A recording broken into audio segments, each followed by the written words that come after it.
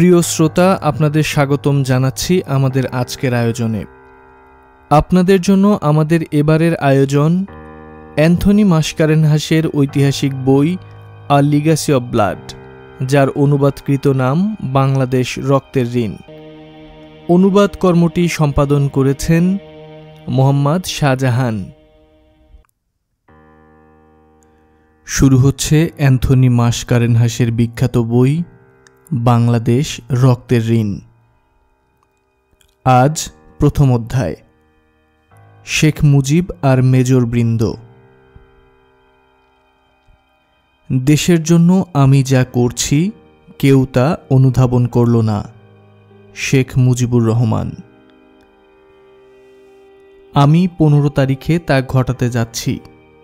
মুজিবকে আমি চিরতরে সরিয়ে দিচ্ছি। মেজর ফারুক রহমান। 1975 সালের 12ই আগস্ট রাত হয়ে এসেছে। মেজর ফারুক তখন বেঙ্গল ল্যান্সার্সের ভারপ্রাপ্ত অধিনায়ক। ঢাকা গলফ ক্লাবে সেদিন এক জাঁকজমকপূর্ণ অনুষ্ঠান। মেজর ফারুক ও তার তরুণী সুন্দরী স্ত্রী ফরিদার তৃতীয় বিবাহ বার্ষিকী উদযাপন উপলক্ষে এ অনুষ্ঠানের আয়োজন। আপ্যায়িত শখানেক অতিথির কারো এ অনুষ্ঠান ভুলে যাবার কথা নয়। ফারুক আর ফরিদা একটি অতি জনপ্রিয় তরুণ দম্পতি। দেশের সুপ্রতিষ্ঠিত বিত্তশালী ও সম্ভ্রান্ত পরিবারবর্গের সঙ্গে তাদের রয়েছে নিবিড় বন্ধন। ওই সকল পরিবারের সদস্যরাই দখল করে আছেন সরকারি আমলা, বিশ্ববিদ্যালয়ের উপাচার্য আর উচ্চ আদালতের বিচারকের ন্যায় গুরুত্বপূর্ণ পদসমূহ।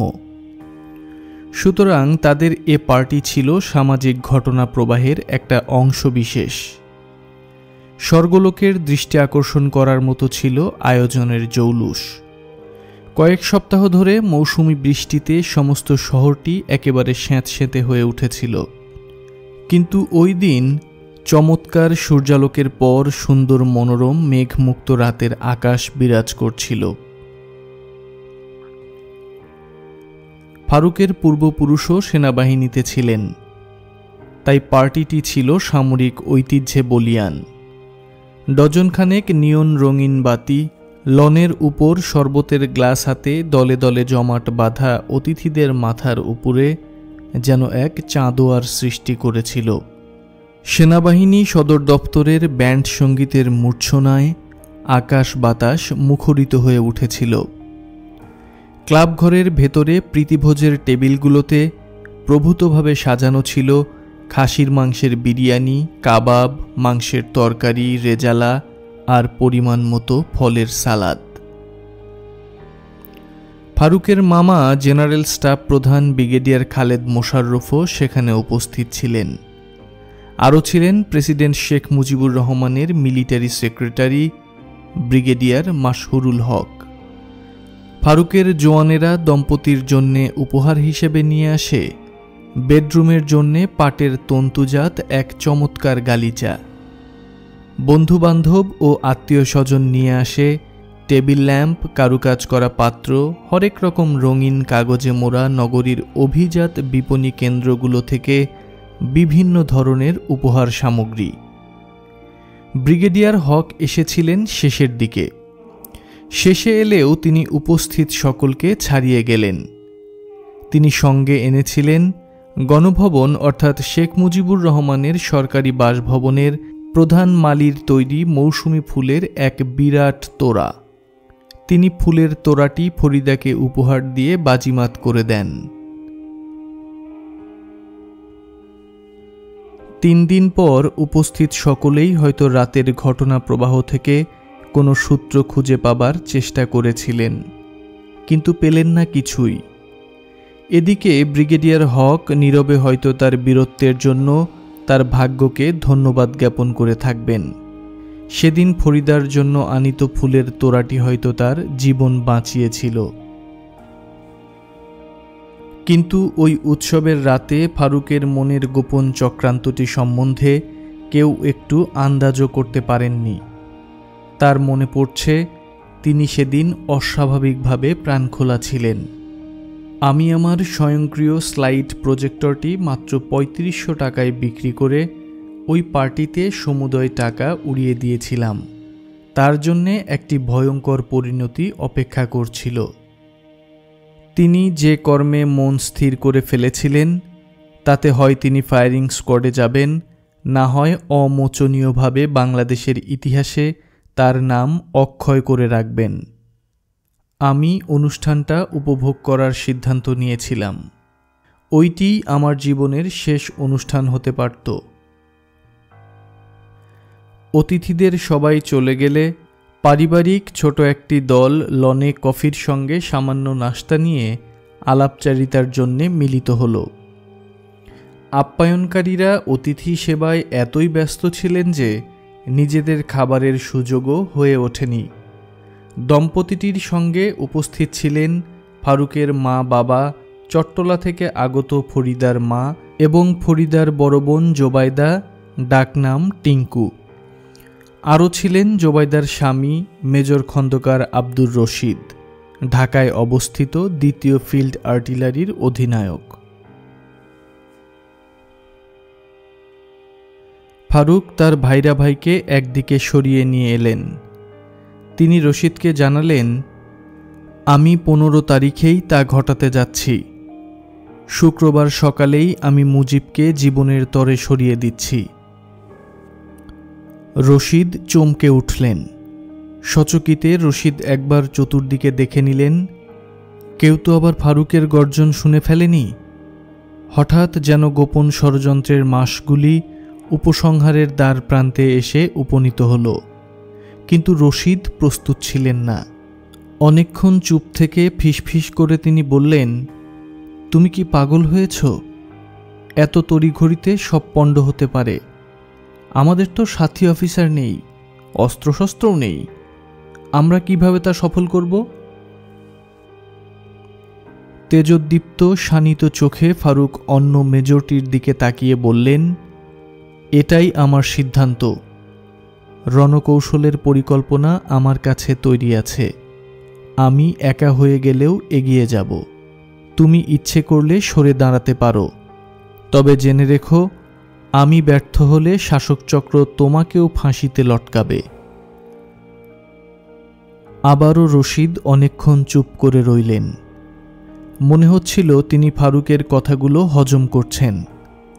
অবশেষে হালকা পাতলা দীর্ঘদেহী আর্টিলারি অফিসার সোজা হয়ে দাঁড়িয়ে ফারুককে বললেন, ঠিক আছে, যদি করতেই হয় তবে করো, কিন্তু আমাদের এ নিয়ে আরও আলোচনা প্রয়োজন। আরও কিছু অফিসার আমাদের সঙ্গে রাখা উচিত। শহরের অন্য প্রান্তে শেখ মুজিবুর রহমান তার পরিবারের লোকজন নিয়ে ধানমন্ডির ৩২ নম্বর রোডস্থ তার নিজ বাড়িতে নিশ্চিন্তে সময় কাটাচ্ছিলেন। ওই বাড়িটি তখনও দেশবাসীর চিন্তাভাবনার কেন্দ্রবিন্দু। শেখ মুজিবের ছোট বোনের মেয়ের বিবাহ উপলক্ষে জ্ঞাতিগোষ্ঠীর সকলে দুদিন আগেই এখানে উপস্থিত হয়েছিলেন। তাদের অনেকেই তাদের শ্রদ্ধা নিবেদন এবং মহান নেতার আশীর্বাদের জন্য রয়ে গিয়েছিলেন। শ্রদ্ধা নিবেদন পর্ব শেষ হলে বেগম মুজিব ভদ্রভাবে তাদেরকে বিদায় দেন। অবশেষে কতিপয় বাছাই করা লোক শেখ মুজিবের সান্নিধ্যে থেকে যান। অন্যান্যের মধ্যে মুজিবের প্রিয় বোনের স্বামী আব্দুর রব শেরনিয়াবাত উপস্থিত ছিলেন।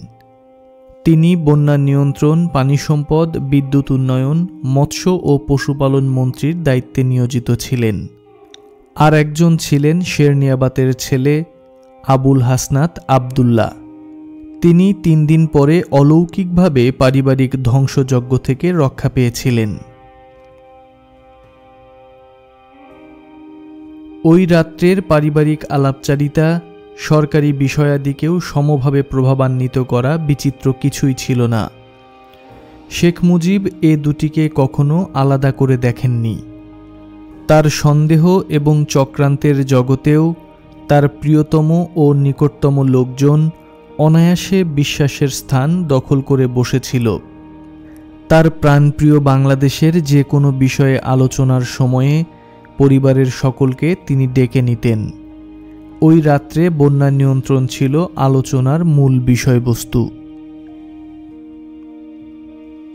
আবুল হাসনাত সেদিনের স্মৃতিচারণ করতে গিয়ে বললেন, মামা সেদিন শরৎকালীন বন্যার সম্ভাবনা নিয়ে যথেষ্ট উদ্বিগ্ন হয়ে পড়েছিলেন। ওই বন্যা ধানের প্রচণ্ড ক্ষতি সাধন করে থাকে। তিনি আব্বাকে ভারত থেকে আমদানিতব্য ড্রেজারগুলো কালবিলম্ব না করে নদী খননের কাজে লাগাবেন বলে আশাবাদ ব্যক্ত করেন। কৃষকের উপাখ্যান বর্ণনায় মুজিবের জুড়ি ছিল না। ক্ষণিকের মধ্যে গ্রাম্য মোড়লের ন্যায় এদেশের মাটির সঙ্গে গভীরভাবে মিশে আছে এমন এক ব্যক্তিগত অভিজ্ঞতার পটভূমিতে ওই সময়ের সংকটকে সাজিয়ে নিলেন। ততক্ষণে তার তামাকের পাইপ থেকে বেরিয়ে আসা সৌরভে সমস্ত ঘরটি মোহিত হয়ে উঠেছিল। শ্রোতাদের লক্ষ্য করে তিনি বলতে লাগলেন, আমি তখন বেশ ছোট। ড্রেজার কোম্পানিতে চাকুরিরত বিলেতিদের সঙ্গে নদীর পাড়ে ফুটবল খেলতাম। দ্বিতীয় বিশ্বযুদ্ধ তখন এই উপমহাদেশেও ছড়িয়ে পড়েছে। কোম্পানি তখন এসব ড্রেজার বার্জ বানিয়ে বার্মায় সামরিক অভিযান পরিচালনার জন্যে সরিয়ে নিয়ে গেল। আর কোনো দিন এগুলো ফিরে এলো না।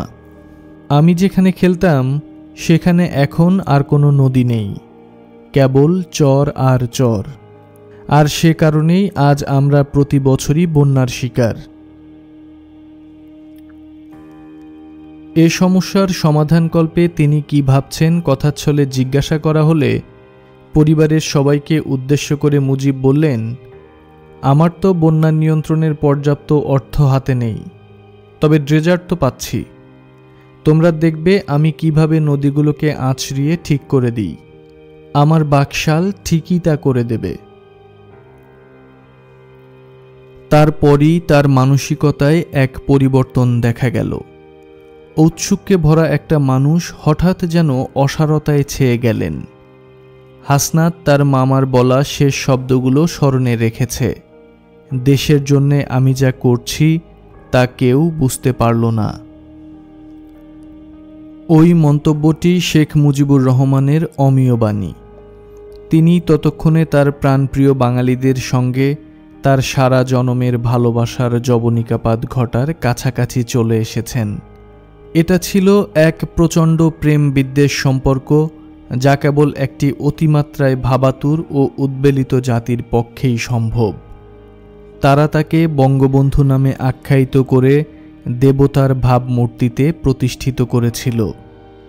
দেবতুল্য মানব শেখ মুজিব তার জাতির সঙ্গে তাদের আশা আনন্দ, ক্ষোভ আর চক্রান্ত, তোষামোদ আর লোভ লালসায় সমান প্রচণ্ডতায় একাত্ম হতেন। তিনি বলতেন, জনগণকে ভালোবাসার মধ্যেই আমার শক্তি নিহিত, আর আমার দুর্বলতা হচ্ছে এই যে আমি তাদেরকে অতিমাত্রায় ভালোবাসি। ৩.৫ বছর আগে বাংলাদেশের জন্মলগ্ন থেকেই শেখ মুজিব তাদেরকে গুরুর মতো শাসন করে আসছিলেন। কিছু অসুবিধের মধ্যে হলেও তাকে হঠাৎ করেই দেশের সাধিত ক্ষতিপূরণের দায়িত্বে নিয়োজিত করা হয়। তিনি অদম্য উৎসাহ উদ্দীপনায় কাজ করতে লাগলেন এবং মঙ্গল চিন্তায় সদিচ্ছায় ভরপুর তার এক সচিবালয় রচিত হল। কিন্তু পরবর্তীতে তিনি সত্যের সঙ্গে রাজনীতিকে গুলিয়ে ফেলেন। কেবল ড্রেজার দিয়ে যেমন করে তিনি বন্যা সমস্যার সমাধানের উচ্চাশা পোষণ করেছিলেন, তেমনি সব কিছুতেই তিনি সরলতার আশ্রয় নিতেন। অনিবার্য কারণেই জাদুর মতো জনগণের ভালোবাসা ম্লান হয়ে এলো, আর তোষামোদের মধুর গুঞ্জন পরিণত হল চরম তিক্ততায়। এ সকল ত্রুটি বিচ্যুতি সত্ত্বেও, এমনকি কট্টর সমালোচক বৃন্দ পর্যন্ত শেখ মুজিব কোনো রকমে কার্যোদ্ধার করতে পারবেন বলে আশাবাদ ব্যক্ত করেছিলেন। তাদের কাছে, এমনকি অন্যান্য বাংলাদেশিদের কাছেও তার অক্ষমতা ধারণাতীত বিষয় ছিল। কিন্তু ওই আগস্টের রাতটিতে অসম্ভবটি সম্ভবের ইতিহাস সৃষ্টি করল। সাঁজোয়া বাহিনীর গাড়ি অগ্রসর হতে শুরু করল, মেজররা দৃপ্তপদে এগিয়ে চলল।